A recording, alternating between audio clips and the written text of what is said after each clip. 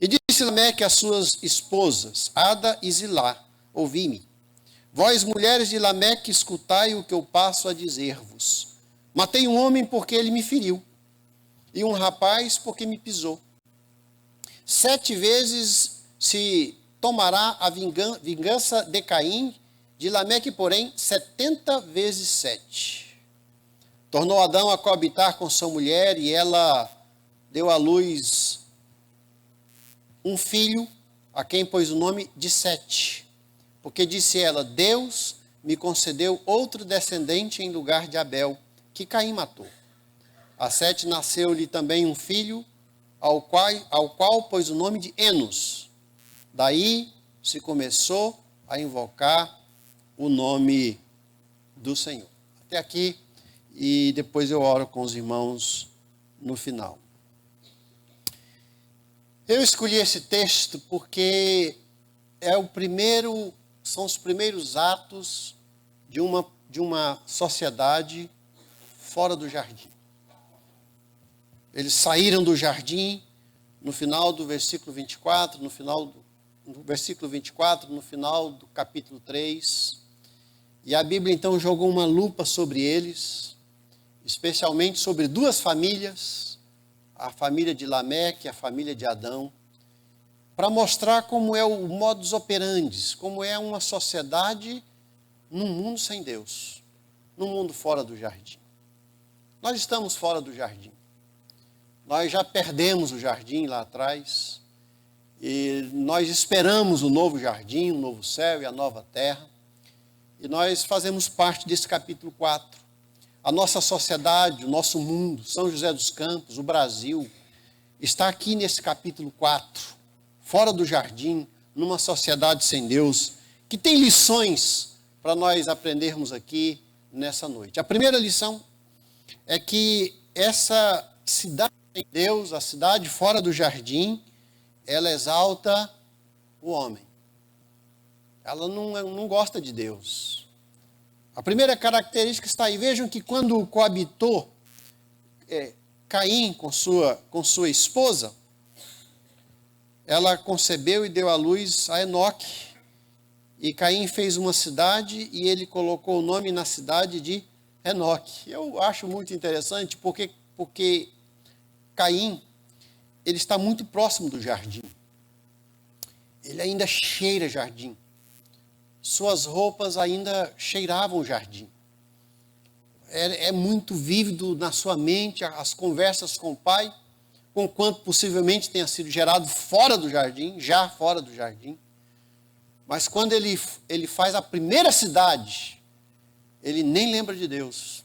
Na Bíblia nós temos algumas cidades que têm o nome de Deus. Betel, por exemplo, casa de Deus. Luz, tudo que faz referência a Deus. Mas Caim não gosta de Deus. Ele não tem prazer em Deus. Ele tem raiva de Deus.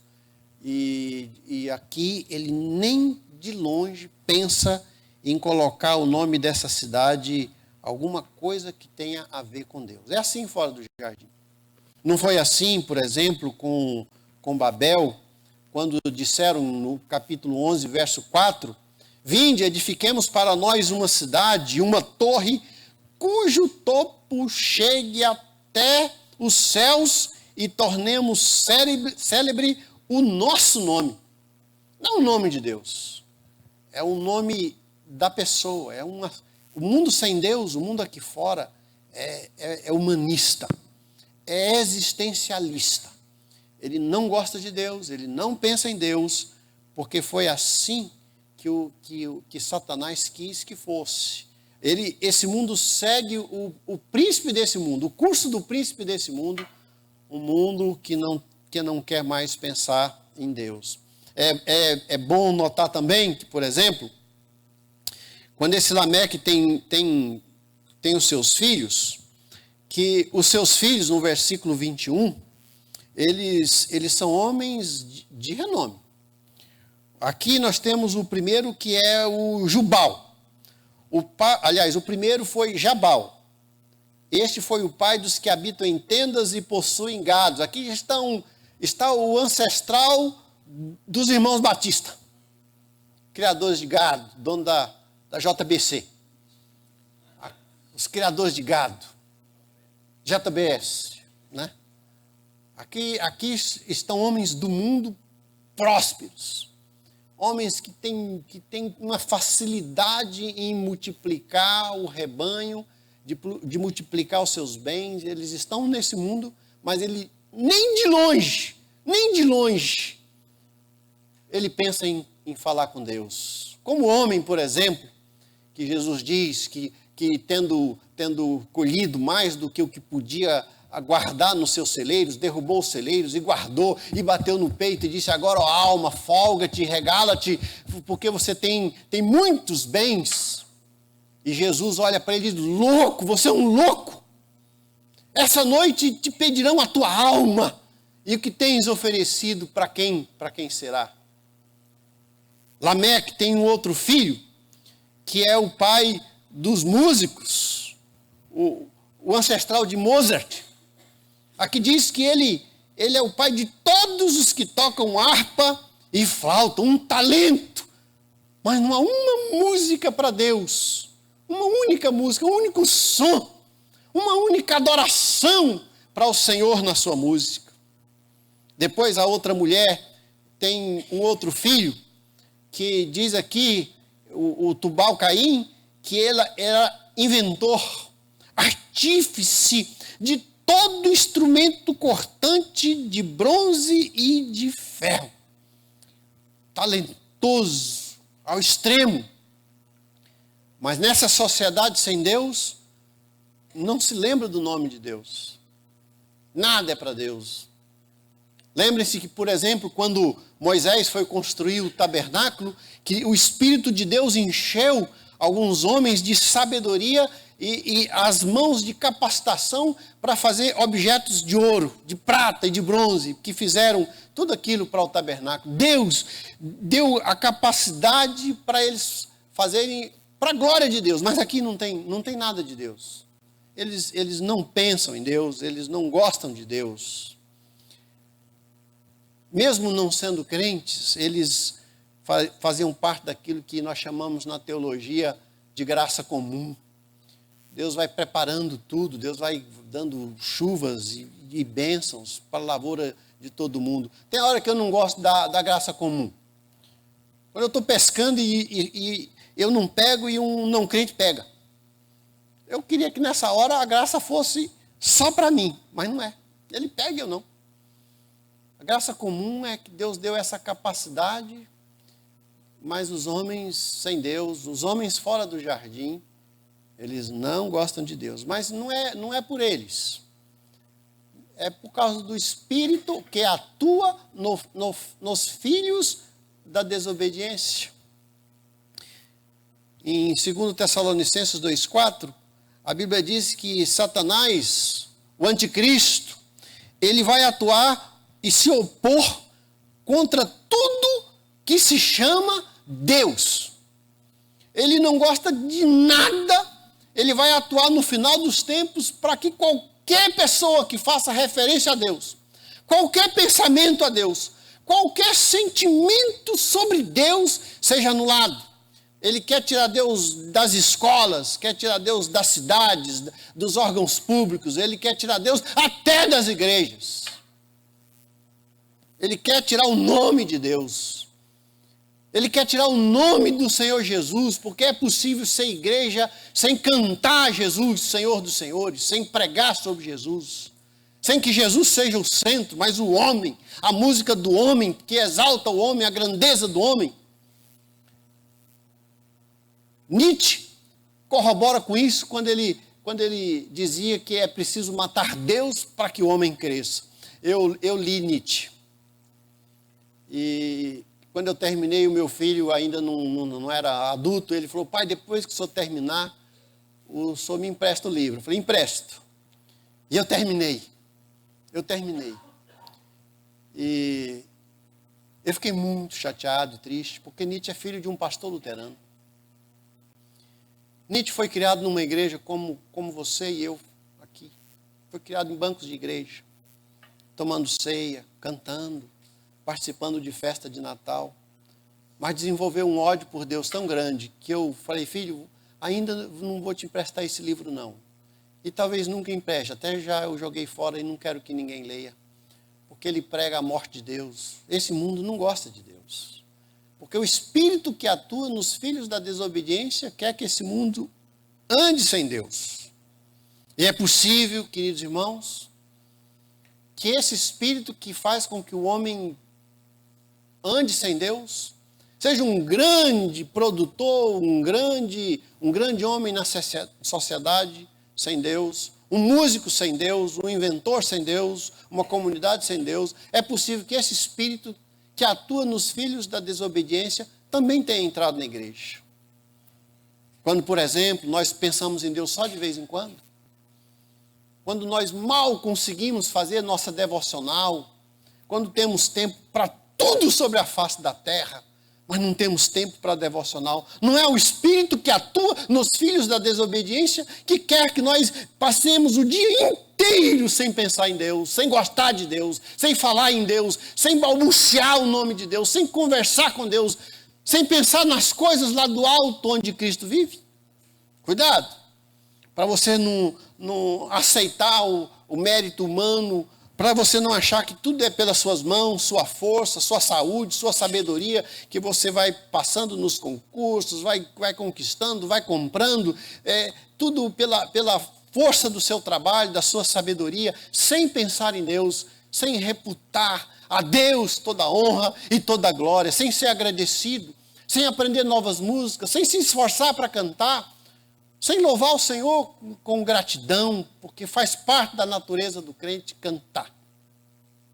Eu conheci uma senhora, enquanto era seminarista, ela disse assim, irmão Luiz, eu queria que o senhor orasse para Deus, para a minha filha terminar o noivado. Eu falei, por quê, irmã? Eu tinha chegado naquela cidade, ele não é crente. Mas ele frequentava a igreja, todo domingo ele estava lá, eu disse, irmã, por que a senhora acha que ele não é crente? Irmão Luiz, ele não canta. Ele não canta. É impossível ser crente e não cantar. Eu penso que é possível hoje em dia muitos não agradecerem, não falar com Deus. E às vezes até invejarem a força, a propulsão dos Bill Gates, das pessoas bem-sucedidas, das pessoas que dão aula de sucesso, das pessoas que estão ficando ricas lá fora. Daqui a pouco nós vamos olhar para uma família no final do texto, a família talvez mais miserável de toda a Bíblia, onde um irmão matou o outro, onde o irmão saiu do paraíso, onde eles deixaram a presença do Senhor, mas é uma família melhor do que essa de Lameque. E eu vou provar na Bíblia por que ela é melhor do que essa.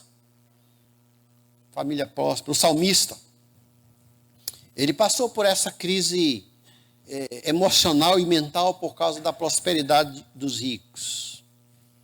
Diz assim, pois eu invejava os arrogantes, ao ver a prosperidade dos perversos. Para eles não há preocupações, o seu coração é sadio e nédio. Daí a soberba que os cinge como um colar e a violência que os envolve como manto. Os olhos saltam-lhes da gordura, do coração brotam-lhe fantasias. Motejam e falam maliciosamente, da opressão falam com altivez. Contra os céus desandam a boca e a sua língua percorre a terra. Por isso o seu povo se volta para eles e os tem por fonte de que bebe a largos sorvos. E diz, como sabe Deus? Acaso há conhecimento no Altíssimo? Eis que são estes os ímpios, e sempre tranquilos aumentam as suas riquezas. Com efeito, inutilmente conservei puro o coração e lavei as mãos na inocência, pois de contínuo eu sou afligido a cada manhã, castigado. Se eu pensara em falar tais palavras, já aí teria traído a geração de teus filhos. Em só refletir para compreender isso, achei muito pesada a tarefa para mim. E aí, meus irmãos, ele cai em si. Ele olha para fora, mas depois ele diz, meu Deus. Ele diz assim, é até que eu entrei no santuário, presença de Deus. e atinei com o fim deles. Tu certamente os pões em lugares escorregadios e os fazes cair na destruição. Como ficam de súbito assolados, totalmente aniquilados de terror, como ao sonho quando se acorda, assim ao Senhor, ao despertares, desprezarás a imagem deles. Salmo 73, 3 a 20. Pronto. Cuidado com com os ídolos lá de fora. Cuidado com quem você admira. Cuidado com os ícones. Cuidado com os propulsores da sua carreira. Cuidado com aqueles que você tem como as pessoas que fazem diferença na sua mente. Não deixe que eles cresçam em você, mas que seja o Senhor. E não se esqueça que tudo vem do Senhor. Toda dádiva e todo dom perfeito vem do Pai das luzes, vem do Senhor Jesus. Tudo vem dele, toda boa dádiva vem do Senhor. E é muito bom a gente terminar o dia, ou mesmo no meio dele, e falar: Senhor, muito obrigado. O apóstolo Paulo, em Efésios 6,18, ele diz para nós não pensarmos em Deus só de vez em quando. Ele diz assim: orando em todo o tempo no Espírito. É muito interessante esse exercício, meus irmãos. Orando em todo o tempo no Espírito. Você levanta de manhã, você já começa orando, faz a sua devocional. Você vai preparar o seu café. Oh, Deus, muito obrigado por esse café, por essas bênçãos. Você vai dirigir: Senhor, guarda-me, abençoa-me. Senhor, conduze-me em triunfo, em graça. Paulo, quando ele quer visitar aos Coríntios, ele diz: eu quero visitar vocês na plenitude da graça de Cristo. Que expressão maravilhosa. E você vai para o trabalho orando o tempo todo. Quando alguém te pede oração, e você ora, orando em todo o tempo no Espírito. Eu acho que esse é o sentimento de quem quer fazer a oposição, quem quer fazer oposição a esse mundo que não gosta de Deus, que ama o homem, que é humanista, que é existencialista, que não quer mais pensar em Deus. Segunda mensagem que esse texto nos ensina sobre o mundo sem Deus é que esse mundo sem Deus não sente o seu pecado. Observem, os irmãos, que esse Lameque, ele, conquanto tenha filhos brilhantes, tenha a capacidade de conquistar 2 mulheres, ele deve ser bem brilhante mesmo, né? Eu conheci um pastor solteiro, amigo meu, ele já era maduro e não tinha casado, eu era bem novo no ministério. Ele falou: pastor, eu admiro Salomão, ele conseguiu 1000 mulheres, e eu nenhuma. Agora conseguiu, já visitei agora, já tem filhos, ele conseguiu uma. Lameque conseguiu 2. Ele conseguiu 2 mulheres e ele casou com elas, mas esse Lameque, ele não era boa pessoa. Aqui diz que ele chama as suas mulheres para uma conferência, e ele diz assim no versículo 23, no meio do versículo: olha, eu matei um homem. Eu matei um homem porque ele me feriu. Talvez, se ele tivesse um bom advogado, ele pudesse sair aqui porque ele foi atacado. Ele me feriu. Mas ele não era assim, né? Talvez aqui ele tivesse os antecedentes, mas agora ele diz assim: mas eu matei um outro. Eu matei mais um. Eu matei porque ele me pisou. Há uma possibilidade de que a pessoa tenha pisado no pé dele. Eu matei outro.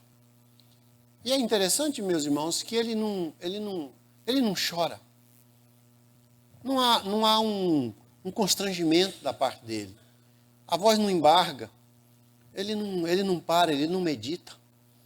Ele não sente o peso do seu pecado. E aí ele diz assim: e sabe de uma coisa?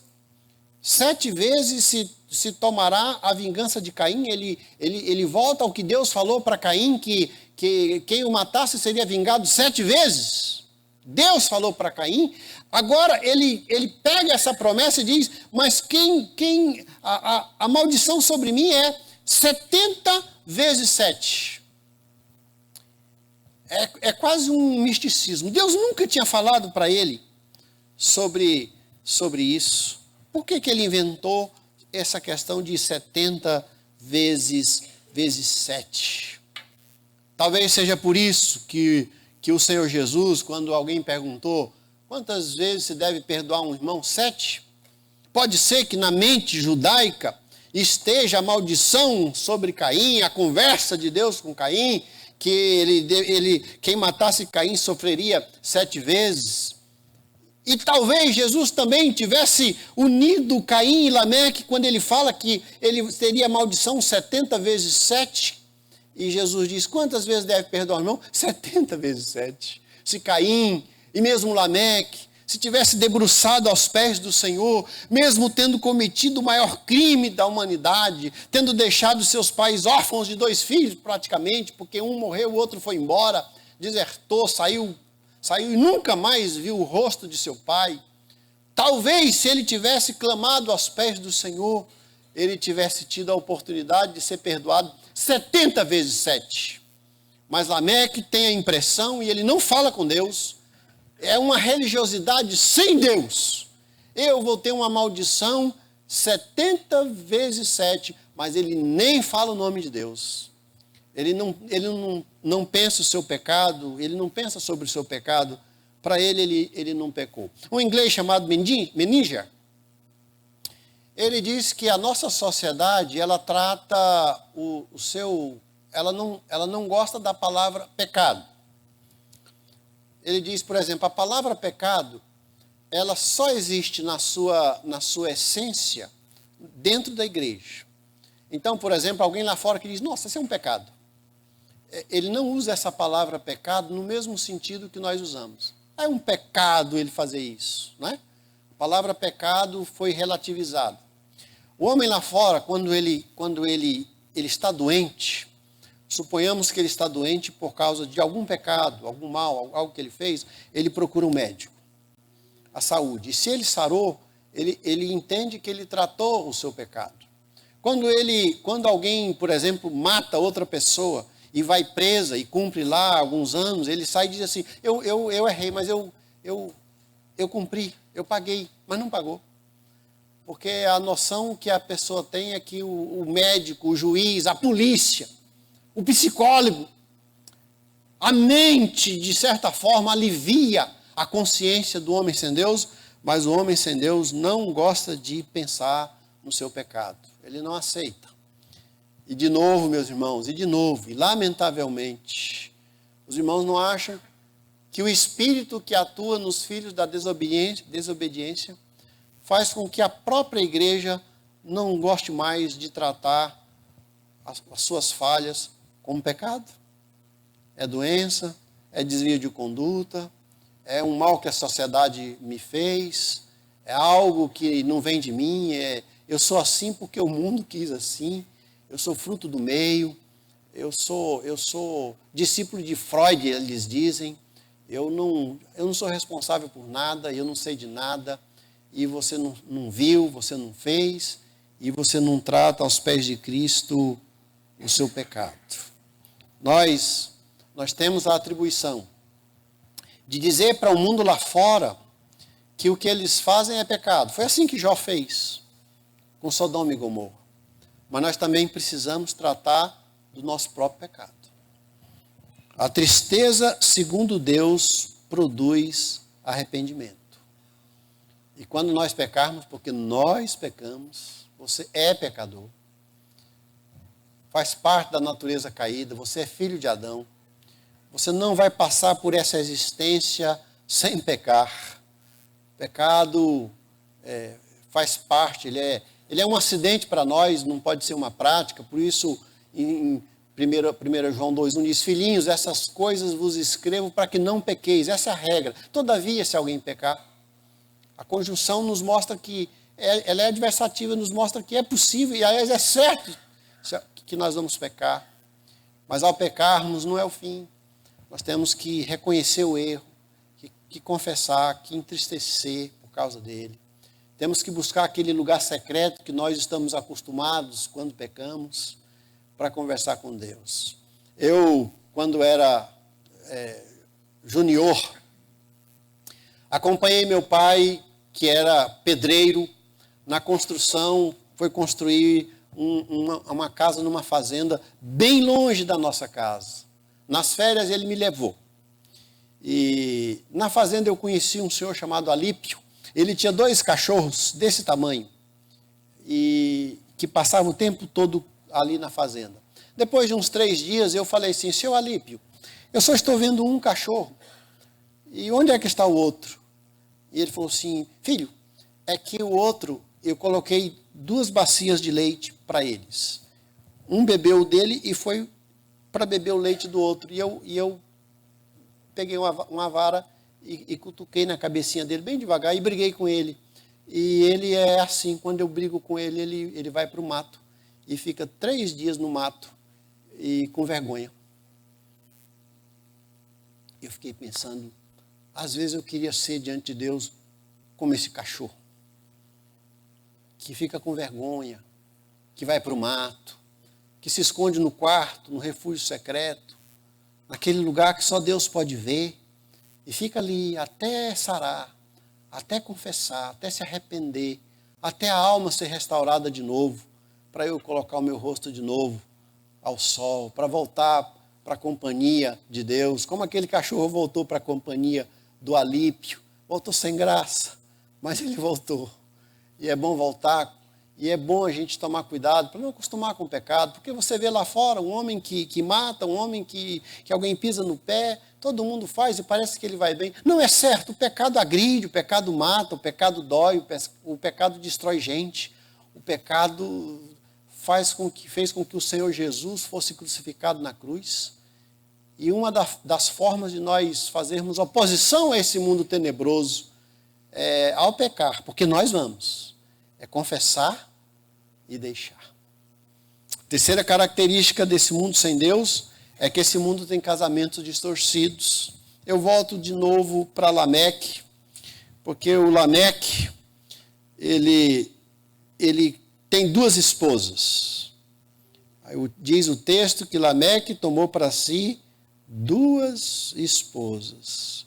É muito notável que mesmo perto do jardim, quando Deus havia falado para Adão e Eva, que ainda estavam vivos na época de Lameque, que se vocês contarem quantos anos viveu Adão, Adão viveu quase perto da arca de Noé. Morreu um pouquinho antes. E Deus disse lá no jardim: por isso deixa o homem, pai e mãe, e se una à sua mulher, tornando-se os 2 uma só carne. E para não falar que apenas antes da queda, Jesus, em Mateus 19,4, ele volta ao jardim. Ele diz: por esta causa deixará o homem seu pai e sua mãe, e se unirá à sua mulher, tornando-se os 2 de uma só carne, e acrescenta, de modo que já não são mais 2, porém uma só carne. Portanto, o que Deus ajuntou, não separe o homem. Mas fora do jardim, Lameque tem 2 esposas. Símbolo de que lá fora não há respeito pela família, não há respeito pelo casamento, não há respeito pela fidelidade conjugal, não há respeito pelo casamento monogâmico, não há respeito pelo casamento indissolúvel, não há respeito pelo casamento diante de Deus. É como nada. A pessoa se separa como se não fosse nada, e esse é o modelo lá fora, que a igreja precisa tomar cuidado, porque há regiões do nosso país, eu não vou citar, em que o número de divórcios dentro da igreja é exatamente o mesmo número fora da igreja naquela cidade. Prova inequívoca de que o príncipe desse mundo, ele consegue agir também na igreja. E nós temos que tomar cuidado para que os casamentos não sejam distorcidos. E finalmente, meus irmãos, e para terminar, eu tenho uma boa notícia. A cidade sem Deus precisa e pode invocar o nome do Senhor. Esse texto não termina assim, tão doído, tão marcado, por causa desse miserável chamado Lameque. tem uma outra família aqui. Tem uma família aqui, meus irmãos, que se a gente olhar a trajetória, ela é, do ponto de vista humano, é pior do que a de Lameque. Talvez se eu perguntasse se você quisesse que uma filha sua se casasse, se gostaria que casasse com um descendente, com a família de Lameque, ou a família de Adão, talvez, e talvez até de maneira correta, você preferiria que fosse casado com um criador de gado, um músico famoso, ou um precedente do Santos Dumont. Mas aqui tem uma família, toda machucada. Um homem e uma mulher expulsos do jardim, que perdeu 2 filhos, um pela morte, o outro pelo exílio, pelo abandono. Eles têm um filho morto e um filho que odeia a Deus. Quer dor maior para um pai, para uma mãe que ama o Senhor, do que ter um filho assim, longe do Senhor? Eles têm.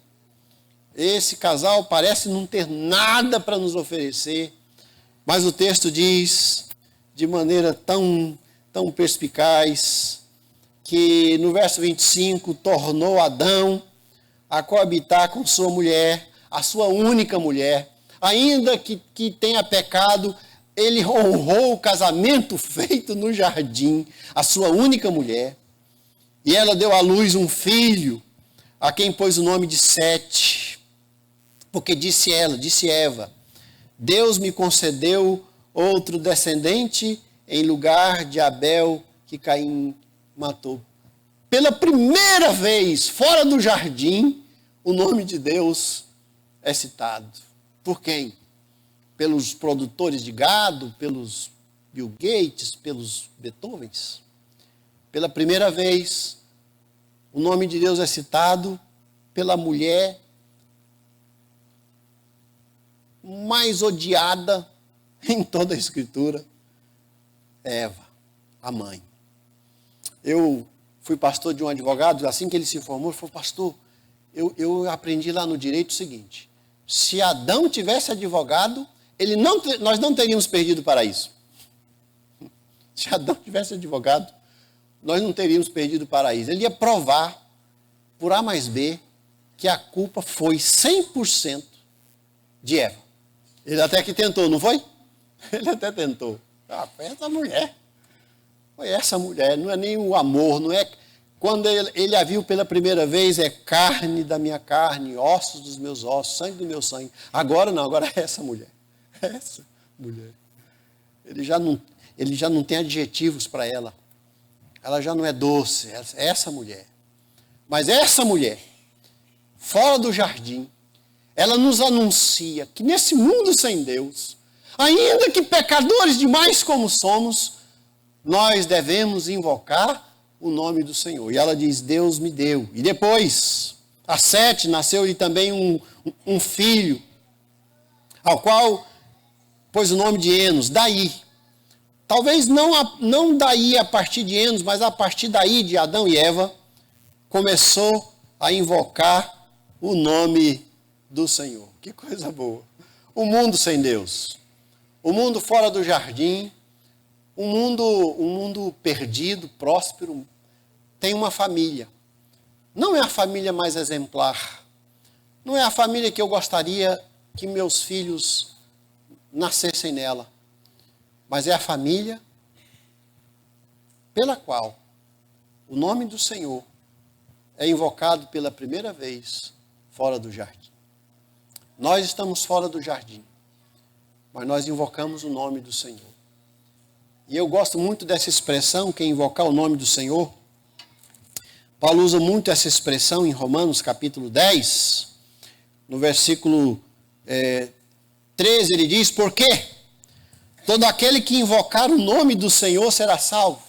Não tenho a menor dúvida que é a mesma expressão de salvação para Adão e Eva. Todo aquele que invocar o nome do Senhor será salvo. E aí Paulo ainda, ele nos desafia no verso 14, como porém invocarão aquele em quem não creram, e como crerão naquele de quem nada ouvirem, como ouvirão se não há quem pregue? E como pregarão se não foram enviados? Como está escrito, quão formosos são os pés dos que anunciam boas novas. De trás para frente, o apóstolo Paulo está dizendo, se a igreja enviar, as pessoas ouvirão a palavra, elas invocarão o nome do Senhor, e quem invocar o nome do Senhor será salvo. Nós estamos, eu termino dizendo isso aos irmãos, nós estamos num mundo tenebroso. Lá fora, na segunda-feira, amanhã de manhã, tem gente aqui que vai acordar 5 da manhã para ir para o trabalho. Você vai para a escola, tem as líderes do lar. Você está entrando no mundo sem Deus. Mas não é sem Deus totalmente. Porque alguém ali invoca o nome do Senhor. Tem um crente ali. Tem um crente no metrô, tem um crente no ônibus, tem um crente na escola. Tem um crente no lar, tem um crente na vizinhança. Tem um crente que chegou na fábrica. Tem um servo do Senhor aqui. Alguém aqui invoca o nome do Senhor. E todo aquele que invocar o nome do Senhor será salvo. Esse texto nos diz, e nesse mês da família, que existem famílias lá fora se dando muito bem sem Deus. E tem famílias como as nossas sofrendo suas vicissitudes, suas chateações, suas crises, suas encrencas, suas dores, porque nós temos isso nos nossos lares. Qual família nossa é perfeita? Tudo isso. Mas mesmo nesses dias mais difíceis, nós invocamos o nome do Senhor. E quem invocar o nome do Senhor será salvo.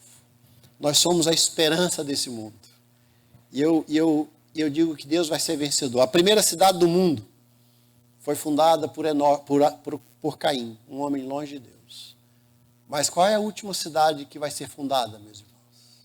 Qual é a última? Qual é a última? A Nova Jerusalém. Deus gostou da cidade. De certa forma, Deus foi amando a cidade. Jesus chorou por uma cidade.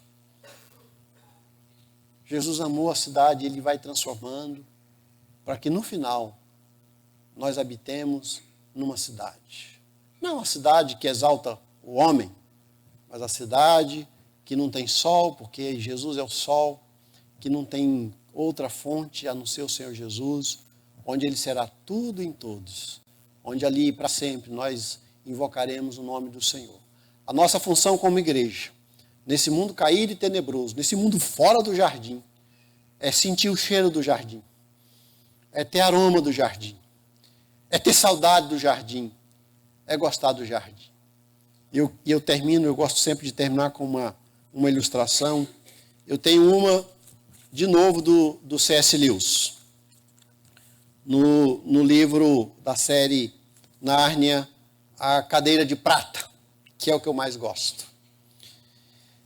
Na cadeira de prata, o brejeiro, um homem que mora abaixo da superfície, que não conhece o sol, que não conhece a luz, ele começa a sonhar que ele viveu um dia fora dali.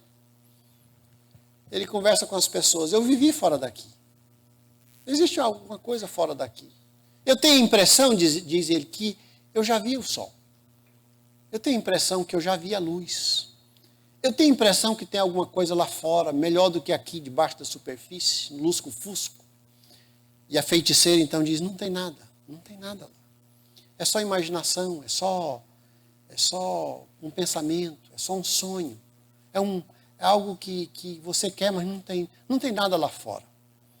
Mas ele pisa numa brasa e ele recobra a consciência, assim, ele sai daquela morbidade, daquele adormecimento. Ele diz assim, olha, feiticeira, ou sei lá, pode não existir um mundo lá fora, mas eu acho que existe. E eu vou viver aqui, como se ele existisse, e sonhar com ele para sempre. Queridos irmãos, nós estamos num mundo tenebroso, caído, que segue o curso do príncipe desse mundo. Mas acima da superfície, tem um mundo lá fora. Tem um novo céu e a nova terra. Tem anjos ao nosso redor. Tem Deus. Tem o Espírito Santo em nós. Palavra de Deus. Tem Deus soberano sobre a face da terra. Tem uma atuação divina. E existe um grupo sobre a face da terra que invoca o nome do Senhor. Mesmo sendo um grupo tão massacrado como foi Adão e sua esposa Eva. Tão doentes, tão machucados, tão quebrados, que talvez invocar o nome do Senhor fosse para eles uma vergonha. Mas a Bíblia diz que no final de tudo, no meio da família de Lameque, no meio do mundo tenebroso, Eva agradeceu a Deus pelo filho. E a partir dali, eles passaram a invocar o nome do Senhor. E quem invocar o nome do Senhor será salvo. Podemos orar um pouquinho? Senhor Deus, obrigado por esse texto aparentemente muito ruim, do ponto de vista da esperança da alma, mas que é muito bom do ponto de vista da salvação dessa humanidade perdida. Fala ao nosso coração. Quando colocarmos a cabeça no travesseiro, que nós meditemos naquilo que ouvimos. Que durante a semana nós tenhamos essa convicção. Que nós estamos num mundo que não gosta de Deus. Num mundo que tem casamentos distorcidos. Num mundo que não tem noção de pecado. Mas nós estamos aqui para, no meio desse mundo, invocar o nome do Senhor Jesus. Para pregar, para anunciar. Para dizer que acima dessa superfície existe luz. Deus reina. Existem anjos. Existe a Trindade. Existe o céu. E existirá o novo céu e a nova terra. Abençoa-nos. Abençoa cada família aqui. Abençoa as famílias desta igreja. Abençoa as almas. Abençoa nossos lares, abençoa os nossos filhos e os netos de quem os tem. Abençoa os nossos pais. Faz uma obra maravilhosa. Em nome de Jesus. Amém? Que Deus abençoe a todos. Foi um prazer.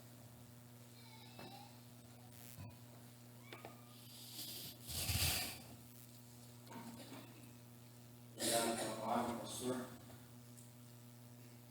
Houve um Lameque, mas houve um 7, houve menos. Houve graça.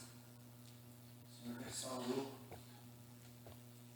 E agora nós vamos, daqui a pouco, dos nossos trabalhos, dos nossos estudos, dos nossos afazeres, que você possa refletir.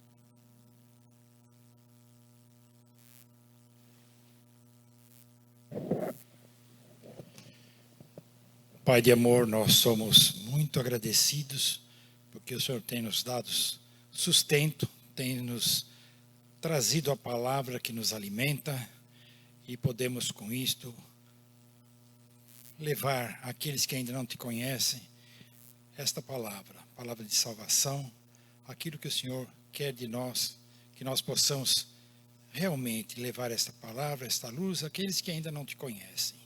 Agradecemos, Senhor, porque o Senhor tem dado sustento à igreja, tem nos abençoado, tem nos guiado. E pedimos que nesta semana nós possamos realmente levar a palavra àqueles que nos rodeiam, com quem nós tenhamos, porventura, contato, que possamos espelhar Cristo, que está em nossa vida para aqueles que não o conhecem. Que a tua salvação chegue àqueles que realmente ainda não te conhecem, mas que possam conhecer através do nosso testemunho a tua salvação. Abençoa-nos, Senhor, nesta semana, dá-nos bênçãos, proteção e que possamos realmente propagar o Evangelho do Senhor àqueles que ainda não conhecem. Guarda-nos, leva-nos em paz aos nossos lares. Eu peço agradecido em nome do nosso Senhor e Salvador Jesus Cristo. Amém. Agora, irmão, irmã, que o Senhor te abençoe e te guarde. Que o Senhor faça resplandecer o seu rosto sobre ti e tenha misericórdia de ti. Que o Senhor sobre ti levante o seu rosto e te dê a paz, desde agora e para sempre. Amém.